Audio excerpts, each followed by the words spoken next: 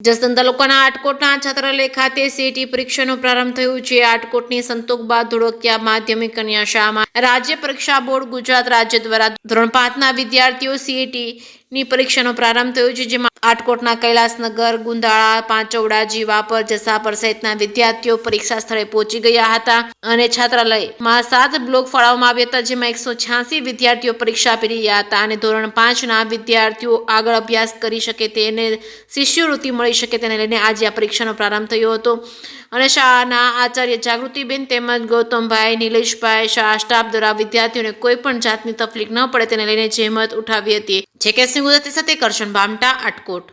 રોજ અમારી શાળા માતૃશ્રી સંતોકબા ધોળકિયા માધ્યમિક કન્યા શાળા આટકોટમાં રાજ્ય પરીક્ષા બોર્ડ ગુજરાત રાજ્ય ગાંધીનગર દ્વારા કોમન એન્ટ્રન્સ ટેસ્ટ માટે 7 બ્લોક અને 186 વિદ્યાર્થીઓ ફાળવેલા છે અને આ પરીક્ષા અત્યારે સરસ મજાના સુંદર વાતાવરણમાં નિર્ભીક રીતે બાળક પરીક્ષા આપી રહ્યા છે અને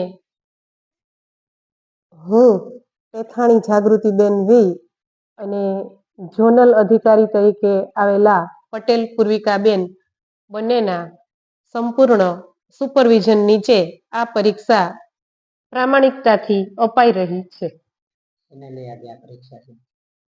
આ પરીક્ષા શિષ્યવૃત્તિ મેળવવા માટેની છે।